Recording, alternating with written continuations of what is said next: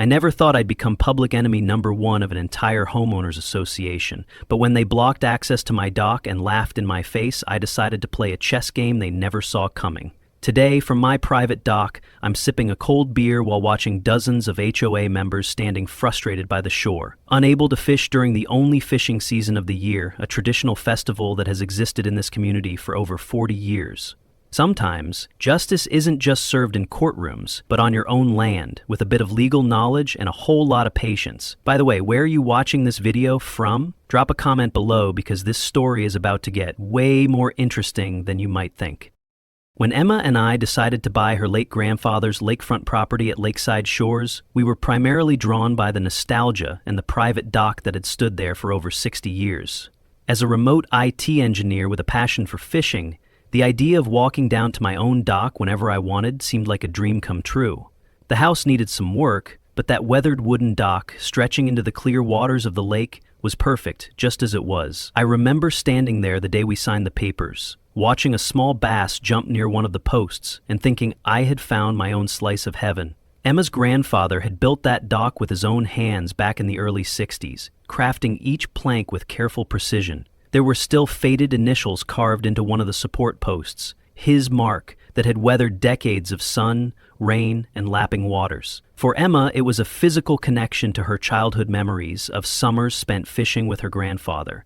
For me, it represented the perfect escape from the digital world I worked in all day, a place where technology faded away and nature took center stage. The first 2 weeks were blissful. I set up my home office overlooking the lake and finished work early to spend the evenings fishing from the dock. Our neighbors seemed friendly enough, though many were seasonal residents. We received welcome baskets from a few of them, including a particularly nice one from Victor Ramirez, a retired military veteran who lived 3 doors down.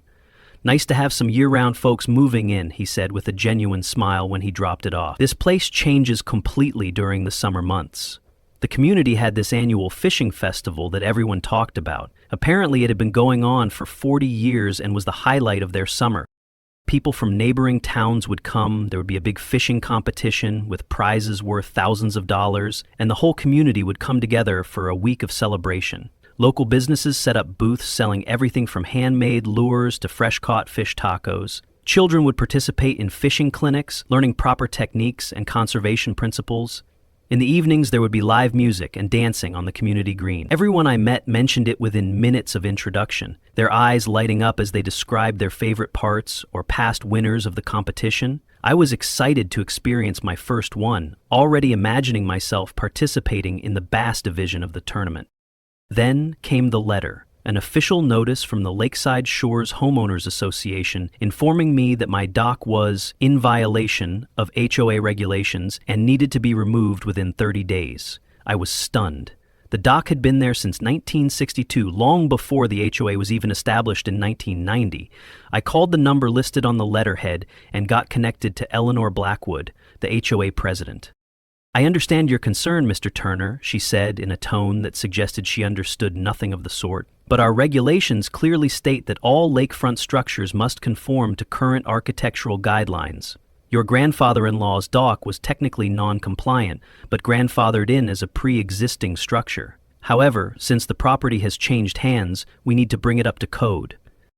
I explained that the dock was structurally sound and predated their organization. "Surely there must be some protection for pre-existing structures," I argued. Her response was a dry chuckle. "This isn't constitutional law, Mr. Turner. This is Lakeside Shores. Our covenants are quite clear, and I recommend you read them carefully. The 30-day clock is ticking." The condescension in her voice was unmistakable, the tone of someone who had become accustomed to wielding power without challenge. I tried another approach, explaining the sentimental value of the dock to my wife's family, how her grandfather had built it decades ago. "While I appreciate family sentiments," Eleanor replied with artificial sweetness, "the HOA exists to maintain property values and community standards. Personal attachments to non-compliant structures are unfortunate but ultimately irrelevant. Perhaps you could take some photographs before removing it, for the memories?" I felt my blood pressure rising but kept my voice steady. "I'll be reviewing the HOA bylaws and relevant state laws before taking any action," I replied. Her sigh was theatrical. "As you wish, Mr. Turner, but I should warn you, fighting the HOA rarely ends well for homeowners." That evening, while brooding over what to do next, I happened to be carrying some trash to the bins at the end of our driveway when I overheard voices from the street. Eleanor was walking with a man I would later know as Marcus Reed, a fellow HOA board member. They had stopped just past my property line and were speaking in hushed but audible tones. "I don't care about heritage or whatever," Eleanor complained, gesturing toward my property. "That dock blocks the view from my living room windows. Besides, we need the space for the new fishing pier for this year's festival." Marcus nodded in agreement, and they continued down the road, unaware I had heard everything. And that's when I understood. This wasn't about regulations. This was territorial warfare, and unfortunately for Eleanor, I was very good at strategy. The next morning, I dove into research. I've always believed that knowledge is power, and in this situation, I needed all the power I could get. I cleared my work schedule for the day, made a large pot of coffee, and set up multiple monitors to organize my findings. I downloaded every HOA document I could find, studied state property laws, requested the original property deeds from the county records office, and reached out to a few contacts who might have insights into local regulation. Emma brought me lunch at my desk, concerned about my intense focus but supportive of my determination to fight for her grandfather's legacy. "I remember him saying once that he made sure to get all the proper permits when he built that dock," she mentioned. "He was always meticulous about those things." That comment sent me down another research path, looking for historical building permits in county archives. By late afternoon, I had discovered a crucial detail. According to state law, structures built before an HOA's establishment were indeed protected under what's called grandfathered status. More importantly, I learned about riparian rights, the legal rights of property owners to access and use bodies of water adjacent to their land. These weren't just casual guidelines, they were well-established principles in property law with significant legal precedent backing them. I also spent time learning about the annual fishing festival that meant so much to this community. It wasn't just a casual gathering, it was a significant economic and cultural event for Lakeside Shores. Families who had been participating for generations planned their entire summers around it. The week-long celebration included a fishing competition with substantial prizes, children's activities, communal cookouts, and even a small parade. Looking through the local historical society's online archives, I found photographs dating back to the early 1980s, smiling families holding up impressive catches, children with faces painted like fish, elderly anglers sharing techniques with youngsters. There was even a Lakeside Legends Award given annually to the community member who had done the most to preserve the lake's heritage and ecology. Local businesses counted on the tourism boost, with restaurants, tackle shops, and lodging facilities making nearly 30% of their annual revenue during festival week. For many year-round residents, it was the primary way they connected with their neighbors and maintained the sense of community through the quieter winter months. The festival had weathered economic downturns, changing demographics, and even a major flood in 1997. It was the beating heart of Lakeside Shores, a tradition that transcended the typical neighborhood get-together. During my research, I found an ally, Walter Graham, a 72-year-old retired attorney who lived a few doors down. When I explained my situation, he invited me over for coffee. Walter's house was painted a striking navy blue that stood out among the beige and gray homes typical of the neighborhood. "Eleanor tried to make me repaint this house 5 years ago," he chuckled, pouring me a strong cup of coffee laced with what I suspect was a splash of whiskey. "Said it violated the neighborhood aesthetic guidelines." I showed her the original HOA documents that had no color restrictions when I bought the place. She wasn't happy, but she couldn't do a thing about it. Walter confirmed my findings about grandfathered structures and riparian rights. He also helped me locate the original property documents proving the dock had been built in 1962. Armed with this information, I drafted a formal response to the HOA, refusing to remove the dock and attaching the legal evidence supporting my position. I had barely hit send on the email when my phone rang. It was a neighbor I had met briefly, Sophia Lynn. "Charles, I heard about your dispute with Eleanor," she said. "I just wanted to warn you, she doesn't take challenges well. When my family installed solar panels last year, she made our lives miserable for months, even though they were completely legal. Just be prepared, okay?" 3 days later, I received another letter from the HOA, this one notifying me of an emergency board meeting to discuss my ongoing violations. The tone was clear. Eleanor was rallying her forces. I asked Walter if he would accompany me to the meeting, and he agreed with a gleam in his eye that suggested he relished the opportunity. As we prepared to leave for the meeting, Walter patted my shoulder, a mischievous smile appearing on his weathered face. You know, Eleanor tried to make me repaint my house 5 years ago. She didn't like the navy blue, and now my house is even bluer. Sometimes, Charles, the HOA battle isn't about winning the first fight, it's about winning the last one. I had no idea this was just the prelude to what was coming, but I had decided not to merely defend, I needed to attack. The emergency HOA meeting was held in the community center, a single-story building with walls covered in photos from past fishing festivals. Emma and I arrived with Walter, finding the room already packed with about 30 residents. Eleanor sat at the center of a long table at the front, flanked by 5 board members, including Marcus Reed. She didn't bother to hide her displeasure when she saw Walter beside me. This emergency meeting of the Lakeside Shores HOA is now in session, Eleanor announced, banging a small gavel. Our first and only agenda item concerns the Turner property and its non-compliant dock structure. Mr. Turner has refused to comply with our reasonable request to remove the structure, citing what he believes are grandfathered rights. I noticed how she emphasized believes, as if my legal rights were merely an opinion. When it was my turn to speak, I presented the documents Walter had helped me find, explaining clearly that the dock predated the HOA by nearly 30 years and was protected under state law. Several residents nodded in agreement, but Eleanor remained unmoved. While Mr. Turner's historical research is interesting, she said with a dismissive wave, the fact remains that the HOA has full control over common areas, including the walkway access to all docks. The board has determined that the walkway to Mr. Turner's dock crosses HOA property and presents a safety issue. This was a new angle I hadn't anticipated. She wasn't attacking the dock itself anymore, but my access to it. Marcus then presented a property map showing that while my dock extended from my land, the most convenient walkway to it crossed about 6 feet of common ground. Eleanor called for a vote on installing a safety fence that would effectively block my access to my own dock. With the exception of one elderly board member named Victor Ramirez who abstained, the vote passed unanimously.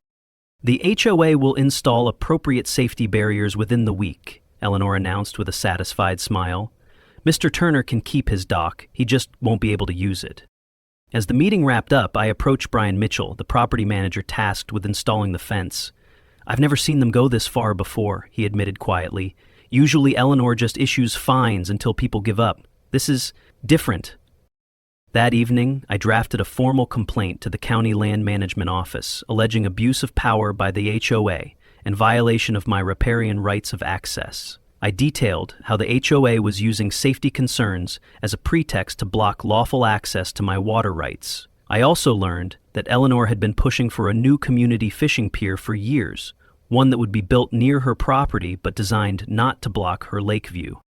3 days later, I stood watching as Brian and his crew erected a metal fence blocking the path to my dock. Eleanor stood nearby, the triumph evident on her face. "I told you that you couldn't win," she whispered as she walked past me. She thought she had won. What Eleanor didn't know was that I had just received an email from the County Land Management Office containing information that would likely wipe that smile off her face very quickly. The email from the County Land Management Office confirmed they had received my complaint and were reviewing it. Logan Parker, a land management specialist, requested a meeting to discuss the situation further. When we met at his office the following day, he spread out several maps on his desk showing the property boundaries around the lake. "This is interesting," Logan said, pointing to the shoreline. "According to county records, Lakeside Shores HOA doesn't actually own the entire lakefront. The lake itself and a 16-foot shoreline buffer are state property, managed under the Department of Natural Resources. The HOA has been granted certain usage rights, but they don't have the authority they think they do." This was valuable information, but I needed more. I spent the next week conducting thorough research on Eleanor and the HOA board. I discovered that Eleanor had been president for 15 years, running unopposed most of that time. More interestingly, I found business records showing that Eleanor had a financial relationship with Lakeview Construction, the same company that had been awarded the contract to build the new community fishing pier. I organized an informal meeting with several disgruntled homeowners, including Sophia Lynn and George Winters, an elderly resident who had been forced to remove his beloved garden after a prolonged battle with the HOA. We gathered at Walter's navy blue house to share information. "Eleanor's been playing this game for years," said Isabel Rodriguez, a former HOA board member who had resigned in protest. "She enforces rules selectively, depending on whether she likes you or if it benefits her somehow. I left the board when I discovered she was directing HOA maintenance contracts to her brother-in-law's company without proper bidding. Meanwhile, the HOA increased my daily fine to $250, citing the continuing violation clause in their bylaws. The pressure was mounting, but so was my determination. The Land Management Office sent a warning letter to the HOA regarding potential overreach, requiring them to respond within 14 days. Their response was legally weak but stubborn. They maintained that the fence was for safety purposes and refused to remove it. By now, I was convinced that Eleanor's interest in removing my dock was connected to her plans for the new fishing pier. I just needed to figure out how. I contacted the Department of Natural Resources, DNR, to learn about fishing regulations on the lake and discovered something that would change everything. As I read through the documents Logan provided, I could hardly believe what I was seeing. Not only was there a business relationship between Eleanor and the construction company, but there was also something that had been kept secret in all the HOA meetings. Lakeside wasn't HOA property. It was public property under state management, and according to state law, if a body of water was designated as a breeding area for certain fish species, I smiled, remembering the bass I often spotted near my dock every spring. This could be the card I needed. Eleanor had underestimated her opponent. While she was increasing my fines, I had found my heavy artillery. The next day, I reached out to Daniel Ortiz, an aquatic biologist at the local university who specialized in freshwater fish populations. His name had come up in my research as the author of several papers on bass habitats in regional lakes. Getting through to him wasn't easy. I had to navigate the university's labyrinthine phone system, leave messages with 2 different department assistants, and finally send a detailed email explaining my observations about the bass near my dock. To my surprise, he called me back within an hour of receiving my email. "Your timing is interesting, Mr. Turner," he said when we connected. "I've been monitoring bass populations in several lakes in the region, and Lakeside has shown some unique patterns." I explained my situation and asked if he would be willing to conduct a survey of the area around my dock. I was upfront about my conflict with the HOA, but emphasized my genuine concern about protecting the lake ecosystem. Daniel was initially hesitant, not wanting to be drawn into a neighborhood dispute, but his scientific curiosity won out when I described the consistent patterns of bass activity I'd observed. "Those behaviors are consistent with spawning activity," he admitted. "If there is a significant breeding ground there, it would certainly be worth documenting." Curious about the potential ecological importance of the site, he agreed to meet me that weekend. Saturday morning found us in wetsuits, conducting an underwater survey of the lake bottom around my dock. The water was clearer than I expected, with visibility extending about 15 feet in the early morning light. Daniel was methodical, taking photographs and samples while I assisted, holding measurement tools and collection bags. He pointed out features I would have missed: the specific composition of the gravel beds, the way aquatic plants were distributed, the small depressions in the lake bottom that he identified as bass nests or redds. He collected water samples at various depths, measuring temperature, oxygen levels, and pH with portable instruments he'd brought. I was impressed by his thoroughness and expertise. This wasn't just a cursory look, but a proper scientific survey. After several hours of work, we emerged from the water, our arms laden with sample containers and equipment. As we climbed onto the dock, I was startled to see Marcus Reed standing on the shore, phone in hand, his expression a mixture of suspicion and concern. "What are you doing?" he demanded, clearly reporting back to Eleanor in real time. "Scientific research," Daniel replied pleasantly, continuing to catalog his samples. Once Marcus left, Daniel turned to me with excitement in his eyes. "Charles, your dock is situated over what appears to be a significant spawning ground for spotted bass. See these gravel beds? The water temperature and oxygen levels here are ideal for bass reproduction. This is almost certainly a critical breeding habitat." This was exactly what I had hoped to find. Daniel explained that under state environmental regulations, construction or disruption of designated fish spawning grounds was strictly controlled. Any development near such areas required special permits and environmental impact assessments. I asked if the proposed fishing pier location would impact the spawning grounds, and Daniel confirmed it almost certainly would. Armed with this information, I contacted Rachel Morgan, an inspector with the Department of Natural Resources. I shared Daniel's preliminary findings and expressed concern about the planned pier construction. Rachel was immediately interested and arranged to conduct an official survey. If this is confirmed as a spotted bass spawning ground, it would automatically trigger protection measures, she explained, that could affect any construction plans in the vicinity. I also met with Henry Wilson, a 75-year-old who had been fishing the lake for over 50 years. He confirmed that the area near my dock had always been known as a good bass fishing spot and shared his concerns about how the new pier might affect the fish population. "Those bass are what make our annual fishing festival special," Henry explained. "If we damage their breeding grounds, the whole ecosystem could suffer. The fishing wouldn't be the same." The HOA responded to the initial warning letter from the Land Management Office with a legally weak but stubborn justification. They maintained the fence was for safety purposes and refused to remove it. Meanwhile, they increased my daily fine to $250, citing the continuing violation clause in their bylaws. I filed a formal complaint with the DNR requesting an environmental assessment of the proposed fishing pier and protection for the spawning area.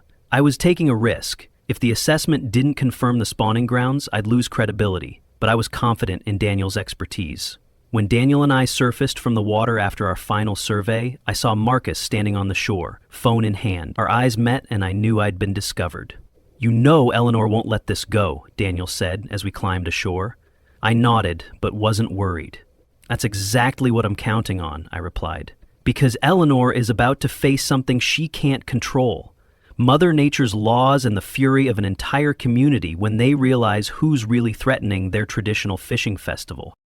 Within a week, the Department of Natural Resources temporarily suspended the permit for the new fishing pier pending their investigation. The official notice came by certified mail to both the HOA and me personally, a formal document with the state seal that detailed the reasons for the suspension and outlined the investigative process that would follow. It cited potential violations of the State Environmental Protection Act, specifically sections related to aquatic habitats and endangered species protection. The suspension notice was posted at the proposed construction site, a stark white sign with bold black lettering that was impossible to miss from the community walking path. The news spread through the community like wildfire, with various versions of the story circulating, some wildly inaccurate. Eleanor wasted no time calling another emergency HOA meeting, this one even more heated than the last. The community center was so packed that some residents had to stand along the walls, and the air conditioning struggled to keep up with the number of bodies in the room. The tension was palpable even before the meeting officially began, with neighbors who had been friendly for years now sitting on opposite sides of the room, exchanging wary glances.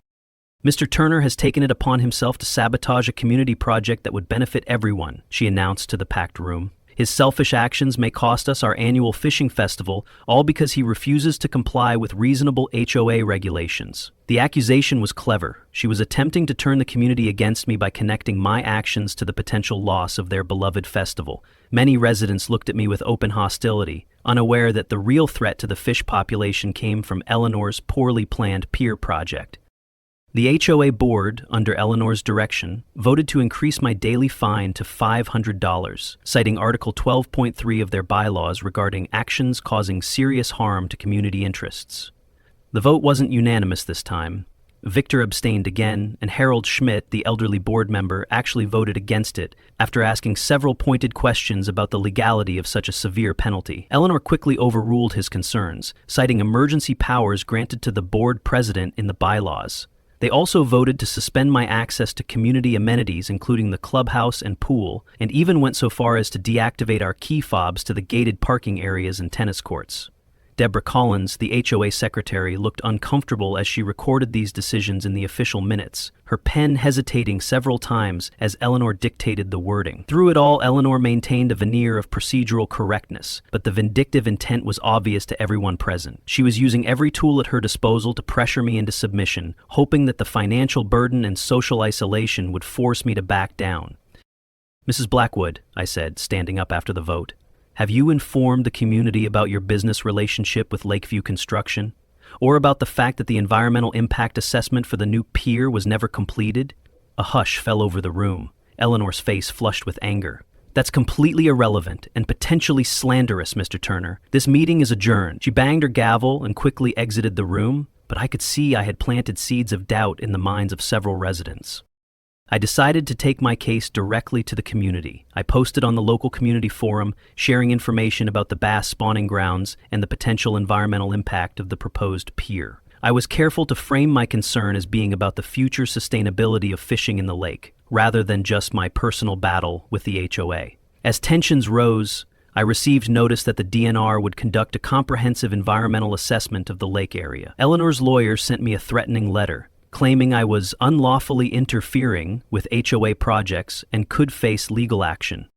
When I read the threat letter from Eleanor's lawyer, Emma asked worriedly if we should back down. I set the letter aside and opened my laptop, showing her an email I had just received. "It's from the DNR," I said. "They're not just suspending the pier project, they're expanding their investigation to include all HOA activities related to the lake over the past 5 years. Emma looked at me, eyes wide. "But this means—" "That's right," I nodded. "Eleanor has dug her own grave, and I haven't even played my strongest card yet, telling the community about the real threat to their beloved fishing festival." Henry organized a meeting with fishing enthusiasts in the community to discuss the environmental impacts, and attendance was much larger than I expected. People were genuinely concerned about preserving the bass population, which was the highlight of their annual festival. The tide of public opinion was beginning to turn. 2 weeks later, the DNR released their preliminary findings, confirming what Daniel had discovered. The area around my dock was indeed a critical spawning ground for spotted bass. Based on this determination, the DNR issued a special protection order for the upcoming spawning season, which coincided with the annual fishing festival. The protection order prohibited all fishing and construction activities within 500 feet of the spawning area, which included virtually the entire lakefront owned by the HOA, except for the area around my dock, which was designated as a minimal impact zone due to its long-standing presence. The community was in shock. The fishing festival, their 40-year tradition and the highlight of the summer, might have to be canceled. Eleanor quickly organized a community meeting, attempting to place the blame squarely on my shoulders. "If Mr. Turner hadn't interfered, we would be celebrating our festival as planned," she told the crowd. "His vindictive actions against the HOA have affected all of you," but this time her words didn't have the intended effect. Director William Foster from the DNR was present and clarified the situation. "The protection order isn't the result of anyone's complaint," he explained. "It's based on our scientific assessment of a critical wildlife habitat. If anything, we should thank Mr. Turner for bringing this to our attention. Without proper protection, the bass population could have been seriously damaged by construction and increased fishing pressure, potentially harming the lake ecosystem for years to come." Henry and other longtime fishing enthusiasts stood up to support this view, explaining the importance of protecting the spawning grounds for the long-term health of the fish population.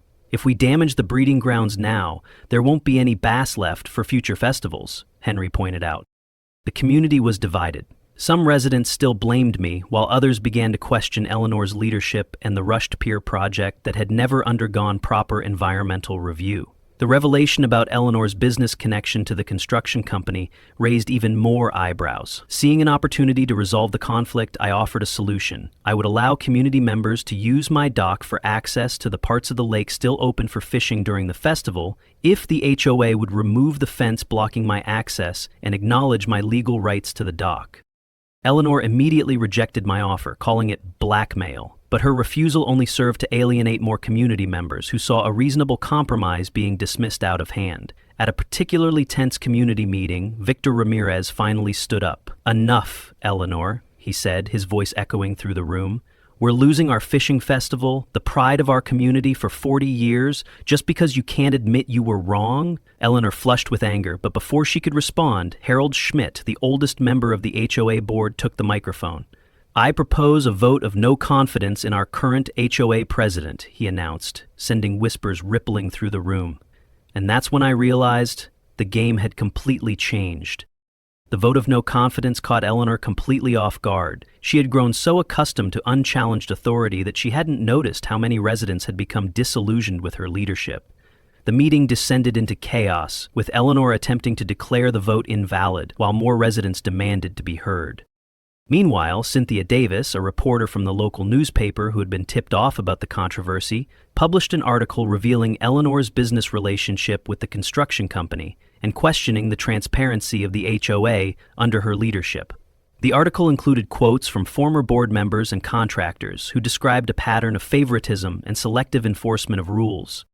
The DNR expanded their investigation and discovered other environmental violations that had occurred under Eleanor's leadership, including unauthorized shoreline modifications and improper chemical treatments of lake weeds near her property. Under mounting pressure, the HOA board scheduled a formal vote on Eleanor's leadership. Diana Foster, a new resident and environmental attorney, stepped forward as a candidate for the position, promising transparency and a more collaborative approach to community governance. The vote was decisive. Eleanor was removed from her position as HOA president, with Diana elected in her place. One of Diana's first actions was to approach me with a peace offering. The HOA would remove the fence blocking access to my dock, acknowledge my legal rights to maintain the dock, and issue a public apology for the harassment I had faced. In return, I agreed to open my dock for community use during the fishing festival, which could proceed in a limited capacity using the areas not protected by the DNR order.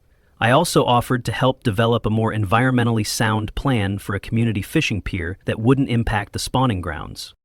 The DNR approved a new plan. The community fishing pier would still be built, but in a different location that wouldn't affect the spawning area. The pier would be smaller than originally planned, but would include educational signage about lake ecology and responsible fishing practices. As Diana and I shook hands in front of the community, I caught a glimpse of Eleanor standing in the corner of the room, her eyes filled with hatred. "This isn't over," I could read from her lips. And true to my prediction, the very next morning, all HOA board members received a letter from Eleanor's legal team. She was making her final move.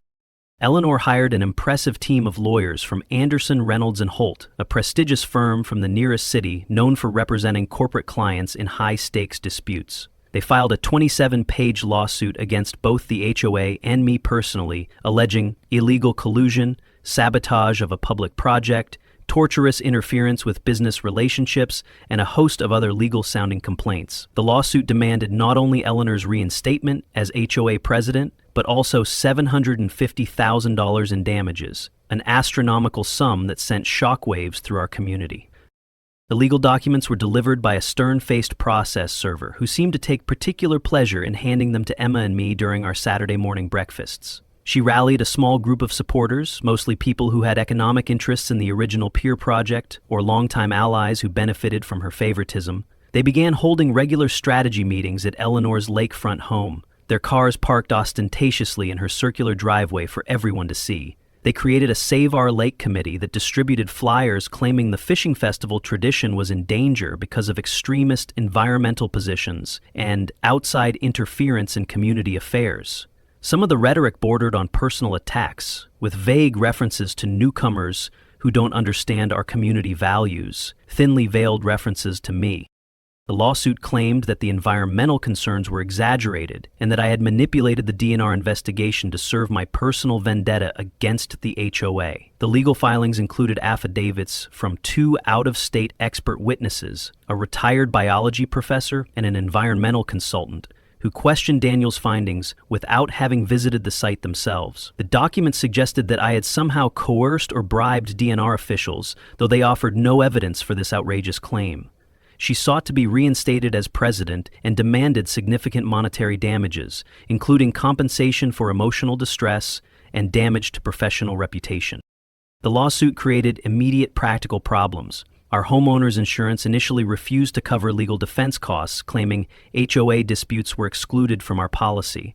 The newly elected HOA board was paralyzed with indecision about how to respond, with some members suggesting they should settle just to avoid the legal expenses. It was a moment of crisis that threatened to undo everything we had accomplished. Walter came out of retirement to help the new HOA board and me deal with the lawsuit. He arrived at our emergency meeting carrying a battered leather briefcase filled with neatly organized notes and precedent cases. Despite his age, his legal mind was still razor-sharp. "She's desperate," he explained as we reviewed the legal documents, his finger tracing the ornate legal language with practiced ease. "This is a classic SLAP suit, strategic lawsuit against public participation. It's designed to intimidate and drain resources, not to win on legal merits. These types of suits are increasingly frowned upon by the courts, and some states have even enacted anti-SLAP legislation to prevent them." He pulled out several similar cases where courts had dismissed such lawsuits and awarded attorney's fees to the defendant. "We don't just play defense here," he said with a determined gleam in his eye. "We file for immediate dismissal and countersue for abuse of process." The case was assigned to Judge Catherine Miller, a 62-year-old jurist known for her strict adherence to environmental law. At the initial hearing, Eleanor's lawyers presented their case with theatrical flair, painting me as a vindictive newcomer, determined to disrupt community traditions for my own benefit.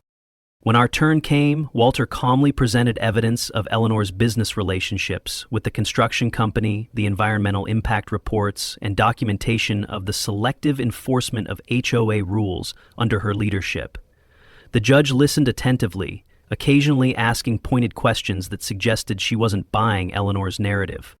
Meanwhile, Eleanor attempted to convince some residents that the fishing festival would be permanently canceled if she wasn't returned to power. She held meetings at her home, spreading misinformation about the DNR's findings and my intentions. However, as the facts of the case became public through the court proceedings, even her most loyal supporters began to distance themselves.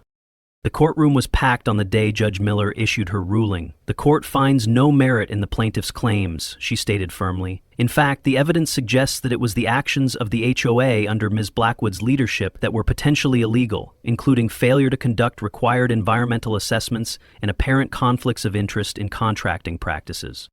The judge dismissed the case entirely and referred the matter of Eleanor's business relationships to the County Ethics Committee for further investigation. Eleanor sat stone-faced as the ruling was read, her final gambit having failed completely. As we left the courthouse, Eleanor's remaining supporters abandoned her, unwilling to be associated with what was now clearly a lost cause. The community had seen her true colors, and there was no coming back from that. Chapter 10. Justice Served. The fishing festival took place as planned, though in a modified format that respected the protected spawning areas. The transformation from crisis to celebration was remarkable. Diana and the new board worked tirelessly to redesign the event, consulting with the DNR to establish clear guidelines for water activities. Colorful buoys marked the protected areas, and volunteers in kayaks gently redirected any boats that strayed too close. Community members used my dock as a launching point. We set up a scheduling system to avoid overcrowding, and Emma created a welcoming station with refreshments and information packets about the lake's ecology. Families lined up each morning, fishing gear in hand, excitement on their faces. Children ran up and down the dock while parents chatted and prepared their tackle. To everyone's surprise, the fishing was extraordinary that year. With the spawning areas protected, the mature bass were more active in the open waters, leading to record catches and some truly impressive trophy photos. The event turned out to be one of the most successful in years, with participation numbers actually higher than previous festivals, despite the restricted areas. There was a new element to the festival: educational presentations about lake ecology and sustainable fishing practices, which proved surprisingly popular, especially with younger participants. Daniel and his university colleagues set up interactive exhibits showing underwater footage of the spawning grounds, microscopes revealing the fascinating microorganisms that formed the base of the lake's food chain, and demonstrations of proper catch and release techniques to minimize stress on the fish. What had begun as a controversy had transformed into an opportunity for community education and enhanced appreciation for the lake that was central to their community identity. The DNR completed their investigation and found that Eleanor had deliberately misrepresented environmental reports in the past. She faced civil penalties and was required to fund restoration work in areas of the shoreline that had been improperly modified during her tenure. Under Diana's leadership, the HOA adopted more transparent rules and a more respectful approach to homeowners' rights. The new board established a clear process for project approvals, including requirements for environmental reviews when appropriate. I became something of a local hero, not because I had stood up for my own rights, but because my actions had ultimately protected the lake and brought about positive change in the community governance. Even those who had initially opposed me came to recognize that the outcome benefited everyone. 1 year later, the bass spawning grounds were thriving, and the interaction between the community and their environment had become more harmonious. The new fishing pier was built in an environmentally appropriate location and included educational displays about the lake ecosystem. I hosted a barbecue at my dock, with most community members attending. The fence that had blocked my access was long gone, replaced by a tasteful walkway that the new HOA had installed as a gesture of goodwill. Word spread that Eleanor had sold her house and moved to another state. As I sat on my dock, watching neighbors and friends enjoying the party, I couldn't help but feel a bit grateful to Eleanor. Not because she had tried to take away my dock, but because that confrontation had ultimately brought about a better community. Victor raised his glass to me from afar, and Walter smiled proudly. Sometimes fighting for what's right isn't just about keeping what belongs to you, it's about helping others recognize the value of standing together against injustice. And if you're watching this video and facing a bullying HOA or any other unfair power, remember, sometimes all it takes to change a system is one person willing to say no. Drop a comment below if you'd like me to share details about your legal rights when facing an overreaching HOA. And don't forget to like, share, and subscribe for more stories about how I deal with bullies in every day in my life. Thanks for watching.